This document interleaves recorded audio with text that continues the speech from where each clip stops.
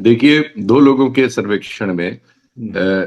ये आया है। दोनों को मैं थोड़ा सा दूसरों से इसलिए क्रेडिबल समझता हूं कि उनके इंटरेस्ट उस तरह के नहीं है। क्योंकि बाकी जो सर्वेक्षण हुए हैं वो चैनलों के, हम्म। और टीवी चैनलों पर सरकार का प्रभाव है, वो दिखा रहे हैं कि 1% एनडीए आगे है।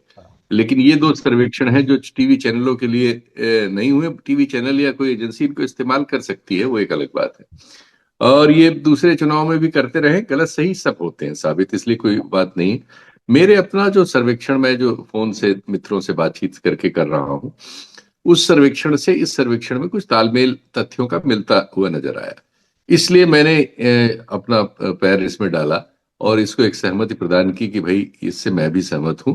मुझे ऐसा लग रहा है क्योंकि इस चुनाव में एक फैक्टर इसकी ओर बढ़ता हुआ मुझे नजर आया, वरना काफी चीजें वहां स्थिर सी हैं। जैसे सवर्ण जातियों का बहुमत भाजपा के साथ है, प्रचंड बहुमत, वो 89-90% तक है, भाजपा के साथ है। उसमें थोड़ी बहुत छीजन, ये जो एक नई पार्टी जनसुराज बनी है उसको लेके लोगों को शंका है कि उससे थोड़ी बहुत छीजन होगी। लेकिन ये भी हो सकता है कि उससे छीजन दूसरे पक्ष में हो। तो ये मैं इसको खुला छोड़ दे रहा हूँ, ये आंकड़े इसको साबित करेंगे। अभी हम उस पे आते हैं कि दोनों पक्षों के जो सामाजिक आधार है। बिहार दरअसल इस देश में एक जो राजनीति, जो एक पिछले 4, 25, 10, 35, हाँ 35 साल तो अब हो ही गए। वैसे तो उसकी शुरुआत बहुत पहले हो गई थी, लोहिया भैया जी के जमाने में।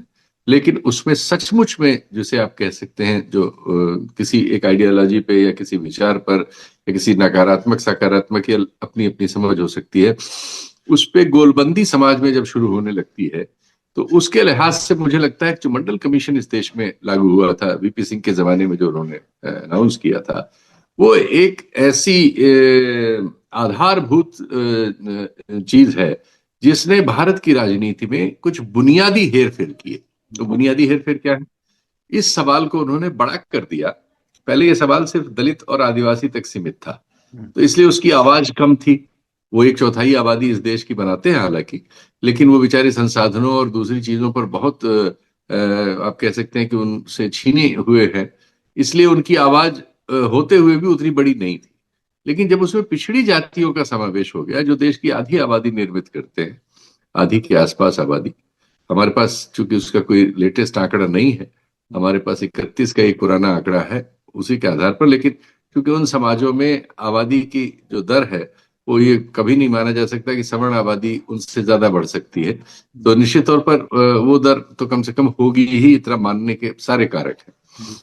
तो समाज में ये आमना सामना हुआ कि जो संसाधन है, जो शिक्षा है, जो सरकार है, जो सरकार चलाने का ढांचा है, जो न्यायपालिका है, जो मीडिया है, इस सब में संतुलन नहीं है। ये सवाल बड़ा हो गया और अब ये सवाल राजनीति के केंद्र में है। बाकी इसके ऊपर बहुत सारी चीजें चिपकाई छोड़ी जाती रहती हैं। बिहार उसकी सबसे बड़ी प्रयोगशाला है और बिहार में लड़ाई अनवरत चल रही है। लालू यादव उसके प्रतीक है। लालू यादव के नेतृत्व में वो लड़ाई सतह पे आई और उससे समाज के एक बहुत बड़े हिस्से में ये चेतना आई, जो जिसने अपने को स्लेवरी एक्सेप्ट कर रखी थी, कि वो दास की तरह से रहता था और उसी में अपने को संतुष्ट करता था। उसने विद्रोह कर दिया और वो विद्रोह, उस विद्रोह को सत्ता उस समय जो लालू यादव के रूप में थी, उसने उसको हवा दी, उसने उसकी मदद की। और उससे वहां के सामंतवाद की जो बेड़ियां थी पुरानी, जिन पे बड़ी जातियों का प्रभुत्व था, उसमें बहुत टूटन हुई। उन जातियों के तमाम युवा जो हैं, उन्हें लगा कि अब बिहार में कोई भविष्य नहीं है। उन्होंने तुरंत अपना झोला झंझट उठाया और सारे लोग देश दुनिया में निकलने लगे, बहुत बड़ी तादाद में। पहले वहां से मजदूर निकलते थे, लेकिन फिर मध्य वर्ग निकला उसके बाद। और हम देखते हैं कि उसके बाद तमाम देश की नौकरियों में, शिक्षा संस्थानों में, जो भी जहां भी आप विजिबिलिटी आप फील करना चाहें, वहां पे आपको बिहार नजर आता है। इसलिए कि वो बिहार का जो सवर्ण जातियों का हिस्सा था, उसमें से एकदम से ये हुआ, विस्फोट हुआ और उन्होंने अपने बच्चों को तुरंत बाहर करना शुरू किया, बड़े पैमाने पर, जहां भी वो कर सकते थे, जितनी जिसकी सामर्थ्य थी, जैसे जो सपोर्ट कर सकता था। ये तो एक तो ये हुआ। तो इस सबसे बिहार में जो कुछ अभी इस चुनाव दर चुनाव हो रहा है, इस चुनाव में भी हो रहा है, अब वहां सामाजिक गोलबंदी की लड़ाई है। एक गोलबंदी का नेतृत्व यादव करते हैं वहां, जिसमें मुसलमान भी शामिल हो जाते हैं। मुसलमानों की अलग समस्याएं हैं, आज के कार्यक्रम में उस पर नहीं जाएंगे, वो एक बिल्कुल अलग विषय हो जाएगा। लेकिन वो एक भीषण समस्या वो भी है, और वो जरूरी समस्या है, उस पर भी बातचीत होनी चाहिए। हमारे देश के अल्पसंख्यकों की जो स्थिति है और उसको लेके जो समस्या है, आज के कार्यक्रमों में हम इसी सामाजिक ध्रुवीकरण पर, तो एक तरफ नेतृत्व जो है यादव समाज ने, जो वहां करीब 14% बताया जाता है, उसने किया कि उसने दलित दमित जातियों और अन्य को अपने साथ गोलबंद करने की बात की, और उनको लेके एक राजनीतिक ढांचा तैयार किया जिसमें अकलियत के लोग शामिल हुए। दूसरी ओर सवर्ण जातियों ने इस गोलबंदी को तोड़ने के लिए पिछड़ी जातियों में से कुछ जातियों को, जो इस जिनमें इस बात का वो भय पहुंचाने में सफल रहे कि तुम्हारी जो कुछ भी सामर्थ्य है, जो कुछ भी तुम अर्जित कर रहे हो राजनीति से, वो सब यादव खा ले जा रहे हैं। नौकरियां वो ले जा रहे हैं, धंधे वो ले जा रहे हैं, ठेकेदारी वो ले जा रहे हैं, राजनीतिक हिस्सेदारी वो ले जा रहे हैं, तुमको हिस्सा नहीं मिल रहा है, हम तुमको हिस्सा देंगे, तुम हमारे साथ आ जाओ। तो ऐसा करके एक ग्रुप वहां दूसरा तैयार हुआ। उस ग्रुप में पहले ये लालू ग्रुप में अपनी टूटन की वजह से नीतीश कुमार उस ग्रुप से अलग हुए, और वो अपने उनका एक सामाजिक, जिस जाति से वो आते हैं उन जातियों से और एक दो जातियां उन्होंने मिला के एक संगठन बनाया। सवर्ण इनके साथ हो गए, सवर्ण उनके साथ हो गए, उन पर सवार हो गए, और इस तरह से ये एक गठबंधन नीतीश कुमार के नेतृत्व में सामने है। सवर्णों में वहां एक जाति बहुत इसमें प्रमुख है, और उससे ही यादवों से ज्यादा आमना सामना होता है। अभी हाल की घटनाएं भी वही, वो है भूमिहार जाति। वहां नक्सलवादी आंदोलन भी रहा एक हिस्से में, हालांकि वो पूरा बिहार नहीं था, एक हिस्से में था, और जिस हिस्से में था उस हिस्से में भी उसकी लड़ाई भूमिहार जाति से मुख्यतः हुई, अन्य सवर्ण जातियों से भी हुई जो जमीन के मालिक। तो एक लड़ाई वो भी थी। अब वो तो भूमिहार जाति से यादव जाति के तमाम लोगों की इसमें हम देखते हैं हिंसक घटनाएं हमारे सामने आती। मीडिया वगैरह में चूंकि सवर्ण प्रभुत्व है, तो वो पिछड़ी जातियों के या अल्पसंख्यक जातियों से निकले हुए उन लोगों के जिनके खिलाफ मुकदमे वगैरह हैं, उनको माफिया और गुंडा, बदमाश, क्रिमिनल सब बताता है। लेकिन जो सवर्ण जातियों के बदमाश और क्रिमिनल होते हैं, उनको बड़े सम्मान से पेश करता है, उनको बाहुबली बताता है, उनके मीम बनाता है, उनकी लोकप्रियता बताता है, उनको रॉबिन हुड पेश करता है।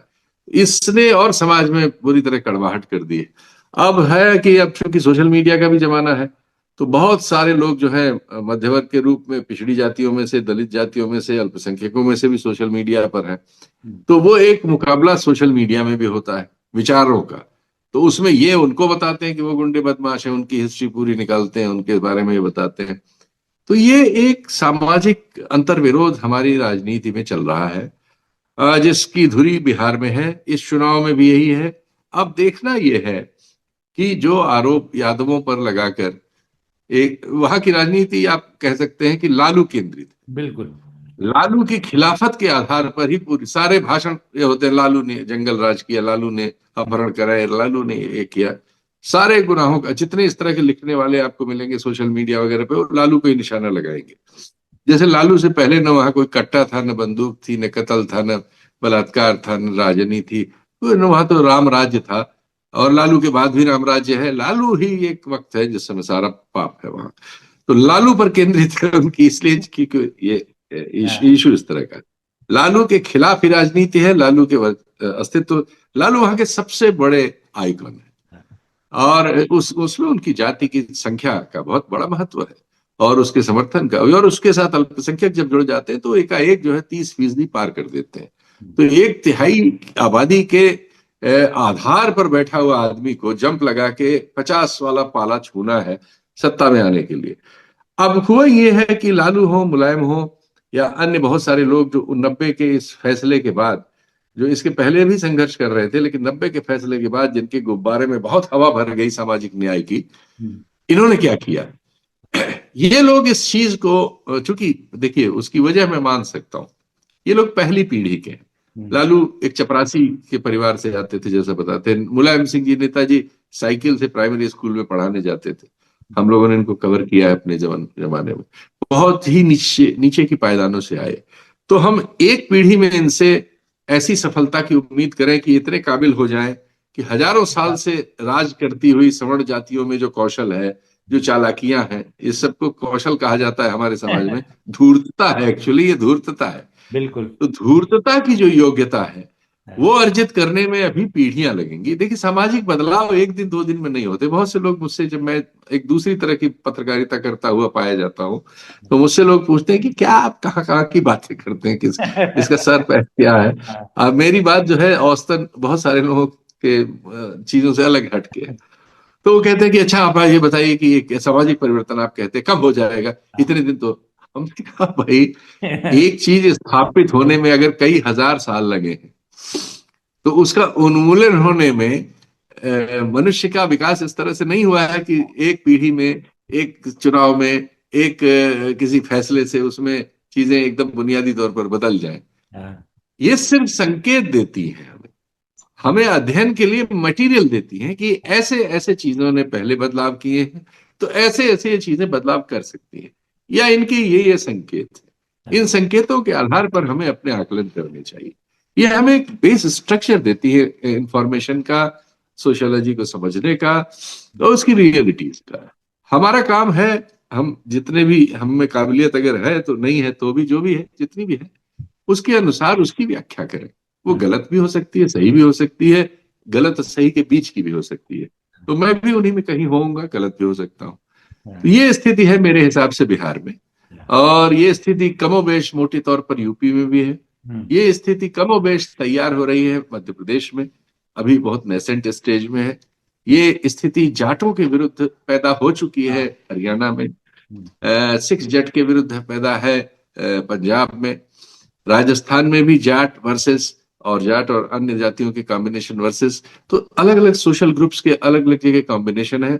सबके मूल में यही है कि जो हमारा जो पुराना ढांचा था, जिसे सिंपल करने के लिए लोग मनुवादी ढांचा कहते हैं, समाज का जो ढांचा था, मनुवादी ढांचे से लड़ाई हो रही है हाँ। समाज के बहुमत हिस्से की, अपनी अपनी काबिलियत, अपनी अपनी गोलबंदी, अपनी अपनी बेवकूफियों के साथ।